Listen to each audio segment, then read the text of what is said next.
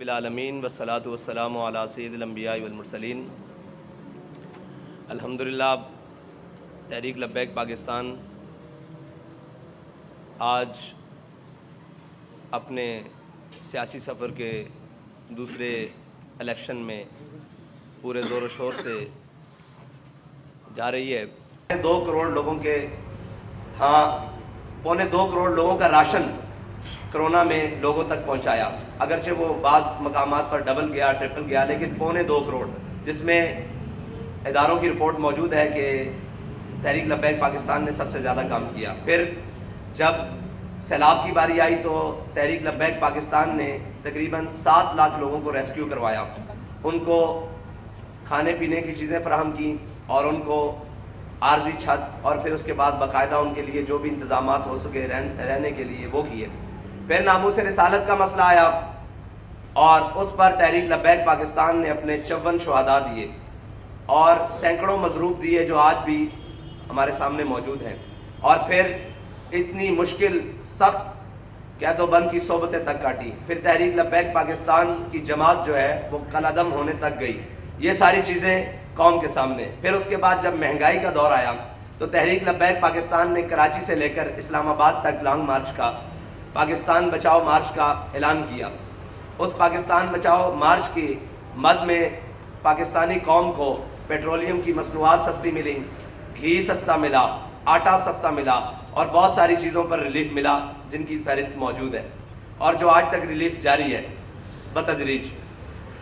اس کے بعد آپ آ جائیں فلسطین کے امت مسلمہ کے مسئلے پر، تو تحریک لبیک پاکستان نے سب سے بڑا ملین مارچ پاکستان کے اندر انعقاد پذیر کیا، جس کو چشم فلک نے دیکھا اور فلسطینی رہنماؤں نے، حریت رہنماؤں نے، حماس کے رہنماؤں نے اس کو پاکستان نہیں بلکہ دنیا میں بڑے جو احتجاج ہوئے اور بڑے جو فورمز پر آواز اٹھائی گئی یا بڑے جو پبلک ہیوج کراؤڈ ہوئے ان کے اندر شمار کیا، اور ان کے رہنماؤں نے ہمارے سے خطاب بھی کیا اور ہمارا شکریہ بھی ادا کیا، اور اس کے لیے بتدریج آج تک تحریک لبیک پاکستان کی آواز جاری ہے۔ وہ جلسے ہوں، کارنر میٹنگز ہوں، وہ ہماری سیاسی کمپین ہو، ہمارے پارٹی پرچم کے ساتھ، پاکستان پرچم کے ساتھ کشمیر کا پرچم بھی جاری ہے اور فلسطین کا پرچم بھی ہے۔ تو یہ ساری وجوہات ہیں جن پر پاکستانی قوم کے سامنے تحریک لبیک پاکستان نے اپنا پچھلا 5 سالہ سفر اپنی قوم کے ساتھ گزارا ہے، اپنی قوم کے درد میں اور اپنی قوم کے مشکل وقت میں ساتھ گزارے ہیں۔ یہ سامنے ساری چیزیں ہیں قوم کی۔ جی السلام علیکم، نواز بھٹی سر، میرا آپ سے یہ سوال ہے، نظام ادب پر میں بات کرنا چاہتا ہوں کہ ایک شخص کو ایک عدالت ایک چیف جسٹس مجرم قرار دیتی ہے، تاحیات قرار دیتی ہے، اور سیکنڈ وہی اسی شخص کو عدالت جو ریلیف دے دیتی ہے، بلکہ اسی کے لیے گراؤنڈ بنائی جا رہی ہے، اسی کے لیے الیکشن اور سلیکشن ہوتی جا رہی ہے۔ آپ کیا سمجھتے ہیں کہ آپ الیکشن لڑیں گے اور الیکشن تو کہیں اور ہوں گے، سلیکشن کہیں اور ہوگی، تو آپ اس الیکشن کو ایکسیپٹ کریں گے یا کہ یہ الیکشن بھی اسی طرح نظر ہو جائے گا جیسے بھی ہمارا بھائی یہ کہہ رہا تھا کہ اسٹیبلشمنٹ کے ساتھ؟ تو یہ الیکشن اور سلیکشن میں کیا فرق ہے سر، ذرا یہ بتائیے۔ الیکشن اور سلیکشن میں اسی طرح فرق ہے جو پچھلے 2018 میں سلیکشن کی گئی، وہ جو شکار کرنے آئے تھے وہ خود بھی شکار ہو گئے، یہی ساری صورتحال ہے۔ اور ہم تو یہ یقین رکھتے ہیں کہ پاکستان کے اندر آزادانہ اور منصفانہ الیکشن ہونے چاہیے، اور پاکستان کی سیاسی جماعتوں کو اپنے سیاسی کیریئر کے اندر کسی کو بھی آواز نہیں دینی چاہیے کہ میں جیت رہا ہوں یا ہار رہا ہوں، میں اٹھایا جا رہا ہوں یا رلایا جا رہا ہوں۔ یہ سارا سیاسی سفر ہے، اس کو اپنی قوم کے سامنے رکھتے ہوئے یہ گزارنا چاہیے۔ اور اس وقت جو صورتحال ہے، لندن سے بلائے ہوئے شخص کو اور بلا کر پھر پاکستان کے تمام وسائل کو اکٹھا کر پھر پاکستان کی بیوروکریسی اور پاکستان کے تمام ذمہ داروں کو، بلکہ کورٹس کو اور جو نام نہاد عدل کا ایک نظام ہے اس کو لا کر ایئرپورٹ پر اس کے انگوٹھے لگوا کر اس کو بری کیا جا رہا ہے، تو چیزیں تو یہی وضاحت کرتی ہیں۔ لیکن چیزیں اور حالات کسی بھی شخص کے ساتھ اور طاقت کسی بھی شخص کے ساتھ اور یزید کی ساری فوج کسی بھی شخص کے ساتھ کھڑی ہو جائے، حسینیوں کا یہ کردار ہے کہ وہ اپنا علم اور اپنے حقوق کے لیے آخری دم تک آواز بلند کرتے رہیں۔ اس لیے ہم الیکشن کے میدان میں بھی کھڑے ہیں، ہم ہار جیت سے مبرہ ہو کر کھڑے ہیں، اور اگر ہمارے ساتھ کوئی ایسا کیا گیا تو انشاءاللہ پھر گھوڑا بھی حاضر ہے اور میدان بھی حاضر ہے۔ السلام علیکم، احمد فہیم، میرے 2 کویسچنز ہیں۔ ایک تو فلسطین کے حوالے سے حل کیا ہے؟ پوری دنیا میں ریلیز نکلیں لیکن اس کا حل کچھ نہیں نکلا۔ آپ سے یہ پوچھنا ہے کہ اس کا حل کیا ہے آپ کی نظر میں؟ ریلیز ابھی نکل رہی ہیں لیکن ان پہ کوئی اثر نہیں ہو رہا۔ دوسرا یہ میں آپ سے پوچھنا چاہوں گا کہ آپ انتخابات میں کس سے ایک سوال کا جواب لیں. آپ نے کہا کہ فلسطین کا حل کیا ہے. فلسطین کا حل اسی طرح ہے جس طرح اسرائیل کے ساتھ ریاستیں کھڑی ہوئی ہیں, ریاست امریکہ کھڑی ہوئی ہے, ریاست برطانیہ کھڑی ہوئی ہے. دنیا کی تمام وہ ریاستیں جو طاقت رکھتی ہیں وہ اسرائیل کے ساتھ کھڑی ہیں, اسلحہ کے طور پر, مالی معاونت کے طور پر, سفارتی طور پر, تعلقات کی بنیاد پر. پھر ان کے رہنما جا کر اسرائیل میں دکھ کا اظہار ان کے ساتھ ہمدردی کر رہے ہیں. فلسطین کا مسئلے کا حل بھی یہی ہے کہ ایک طرف باطل ہے اور ایک طرف حق ہے. ہم یہ جانتے ہوئے کہ فلسطین حق پر ہے اور جو اپنے آپ کو حق کی ریاستیں کہتی ہیں وہ مسلمان ریاستیں ہیں, وہ ساری جو یہ طاقت رکھتی ہیں ان کو اسی طرح جس طرح اسرائیل کے ساتھ باقی تمام طاقت رکھنے والی ریاستیں کھڑی ہیں وہ فلسطین کے ساتھ کھڑی ہو جائیں تو فلسطین کا مسئلہ ٹیبل پر بیٹھ کر حل ہو جائے گا. اگر کم از کم قتل و غارت رک کر یہ مسئلہ ٹیبل کے اوپر آ جائے گا, یہ طے ہے. اگر ہم یہ کہیں کہ ہماری اخلاقی اور سفارتی یہ ہماری حمایت جاری رہے گی اور یہ حمایت جاری رہے گی تو اس وقت اخلاق میں بھی فلسطینی سب سے بلند ہیں, سفارتکاری میں بھی وہ سب سے بلند ہیں جو اپنا خون بھی دے رہے ہیں, اپنے بچے بھی دے رہے ہیں, اپنی ساری چیزیں دے رہے ہیں اور اس ارض مقدس کی تحفظ کے لیے اپنے خاندان تک کٹوا رہے ہیں. تو وہ اخلاقی طور پر, سفارتی طور پر اس وقت امت مسلمہ کے تمام ممالک سے وہ آگے ہیں. پاکستانی اور تمام امت مسلمہ کے جتنے بھی ممالک ہیں جو طاقت رکھتے ہیں ان کو اسی طرح کھڑے ہو جانا چاہیے اس فلسطین کے ساتھ جس طرح امریکہ اور باقی طاغوتی طاقتیں اسرائیل کے ساتھ کھڑی. یہ حل ہے. آخری سوال, انتخابی اتحاد کرنے جا رہے ہیں آپ کسی کے ساتھ؟ انتخابی اتحاد ہم ہر اس جماعت کے ساتھ یا ہر اس دھڑے کے ساتھ کرنے کے لیے جا رہے ہیں جو ہمارے ان منشور اور ہمارے ان نظریات کی بنیاد پر ہماری حمایت کرنے اور ہمارے ساتھ چلنے کے لیے تیار ہیں. یہ الیکشن سلیکشن ہے, نہیں ایسے نہیں کریں. آگے صاحب یہ بتائیے گا, بتا دیں کہ الیکشن سلیکشن ہے کہ الیکشن ہے. یہ بتائیے گا کہ کراچی میں آپ کا انتخاب جو ہے ایک ضمنی ہوا جس میں آپ کے کینڈیڈیٹ نے ٹکر کا مقابلہ لیا اور چند ووٹوں سے اس کو شکست دی, لیکن وہاں پہ جو مسائل دکھائی دیے کہ اس پولنگ اسٹیشن والے روز لڑائیاں بہت ہوئی. کیا آپ سمجھتے ہیں کہ جو آئندہ الیکشن ہے جس میں آپ کی جماعت ایک ووٹ بینک کے ساتھ جو ہے وہ بھی تھی ضمنی الیکشن میں بھی, آپ سمجھتے ہیں کہ اس الیکشن میں جو لڑائی جھگڑے کا پہلو ہے اس پہ آپ نے کوئی پلاننگ کی ہے کہ اس کو کنٹرول کیا جائے, کیونکہ آپ کی جماعت سے تھوڑا جو ہے وہ سخت رویہ اپنایا جاتا ہے. دوسرا لیول پلینگ فیلڈ جو ہے وہ نظر نہیں آ رہی, دیگر سیاسی جماعتیں اس کا جو ہے وہ قلعہ کرتی دکھائی دیتی ہیں. کیا تحریک لبیک پاکستان بھی سمجھتی ہے کہ لیول پلینگ فیلڈ نہیں دی جا رہی؟